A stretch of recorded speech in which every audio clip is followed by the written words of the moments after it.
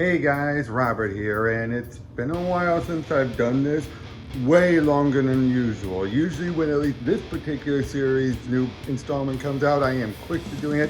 I have no idea why it took me so long. I think because I thought I did it, but I ended up not doing it, and that's Kamen America Volume 4. Bringing it on the end to the 4-part arc that started with the first volume, kind of including the Black Ops Kamen America crossover, and finally gives us an explanation to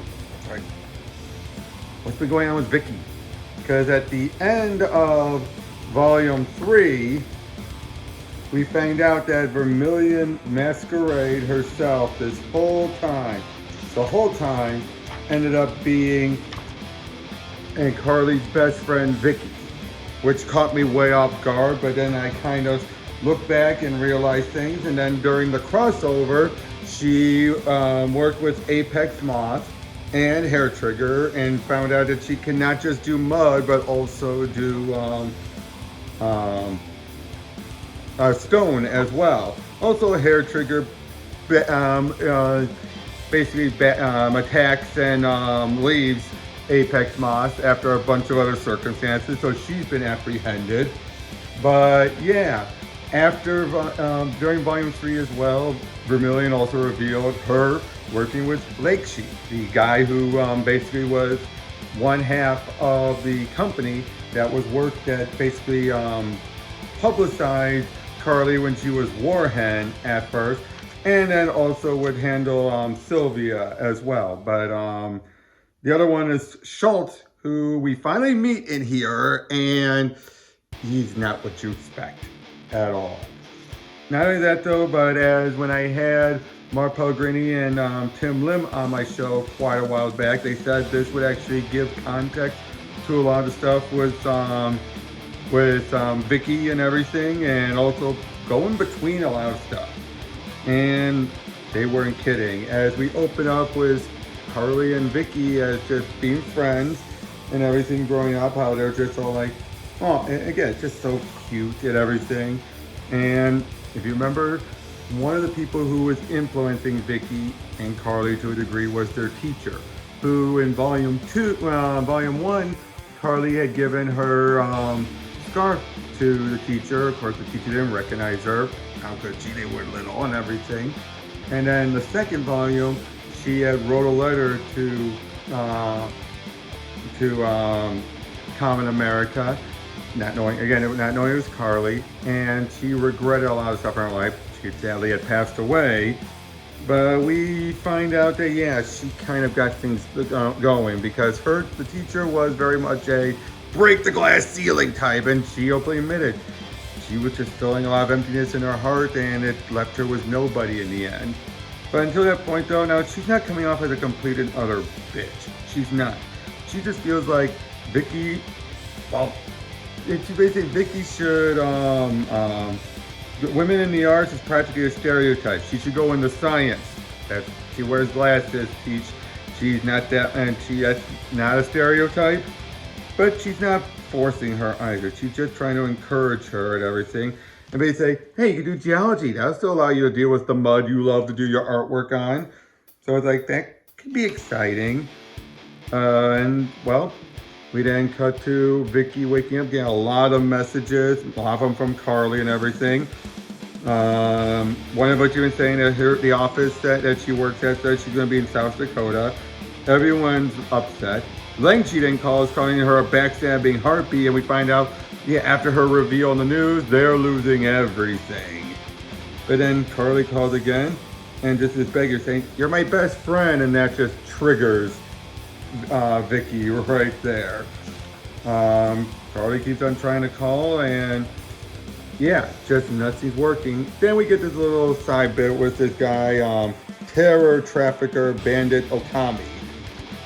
Japanese guy, of course. Now we got the Kamen Corp, Kamen, which is, we got Kamen Misha, Kamen Ramen, which is Kimiko, Kamen America, Carley, and Kamen Victory, which is Sylvia. All of them are now are working together, and Yeah, basically, this guy though, he can create monsters or control monsters. Much like Vicki could with her mud creatures, but they're actual monsters. Kremlin Inferno, nice shot there. Again, though, great artwork here, just great artwork. But yeah, when they decided to strike a pose, because this is Sylvia's first time doing it, she kind of botches it. But they basically say, hey, it's cool, you'll do better next time.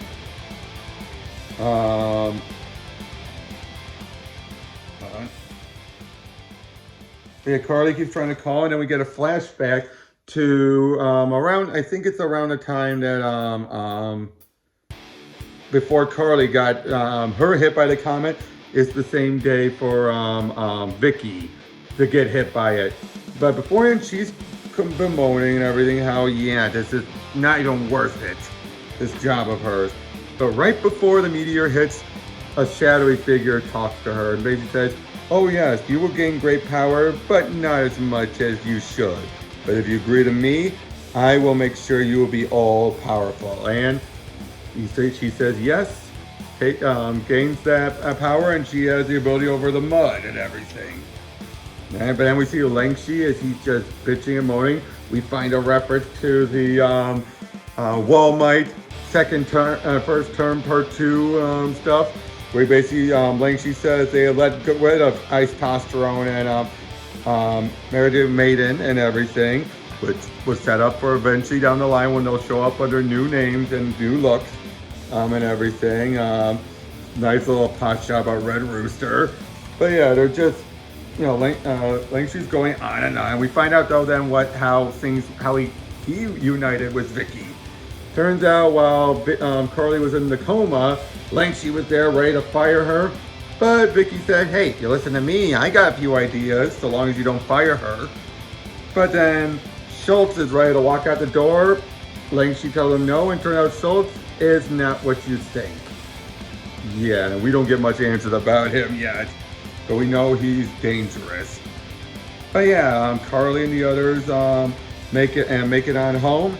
There's and we see Vicki there with Little Badger, revealing, much like we know from Black Ops, that the Chimeratons basically will stunt an animal's aging. He may live to be 100. And she basically said, hey, taking care of him was one of the few things you had me do that I did not complain about. Carley still tries to talk to her and everything, and Vicky's like, I remember when you complained to me about how Sylvia treated you. You never realized you treated me the same way. You only kept me around so you could use me. Carley just feels, she's not seeing where this is coming from. Like, you're my best friend. And unfortunately, Vicki yells, I'm not just Carley's friend. Basically, that's everyone kept saying, like, Carley's friend, Carley's friend, Carley's friend. And basically, you know, she thinks I'm a hanger-on. And like, and yet I've done so much more than you give me credit for. And I did it while once again sacrificing my aspirations. And we find out that she was ready to make Vermilion Masquerade a hero. Fortunately, Lengshi says, oh no, Carley's got lightning powers. That's more heroic. You could be her villain. And unfortunately, Vicki feels like, yeah, I'll do it for Carley. And yeah, basically this leads into a big fight going on. Everyone's trying to deal with her. Kimiko tries to do her thing, but unfortunately she's away from the main plumbing, so oops. Mishka tries to power up, but oh, what's his name? Just a second. Come on.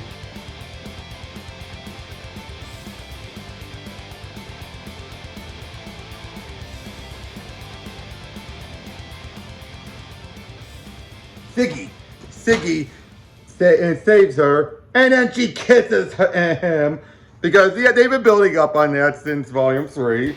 But Carley had no idea, and again, things are going on, and she's basically saying, like, I wasted enough time, I got a flight to catch, and she leaves. Carley, though, is determined to go help her. She's like, okay, we got this, I got this. I know exactly where she's heading. She's already on her way there. No way we can stop her right now. But I love this. Misha, we're going to talk to you about stealing my boyfriend. Boyfriend? friend. I'll just stay here with Badger. The look on Misha's face, it's like, so is this a gay thing where Carley thought they were a thing, but Ziggy's like, oh, we're just close friends? But with a little help from Millis, from Black Ops, he's giving them a ride there. And we find out that all the places where Vermilion had attacked were places not far from where Vicki would go but where the university would be sending her. And right now she's in South Dakota, right by Mount Rushmore, where she plans on remaking it with her face.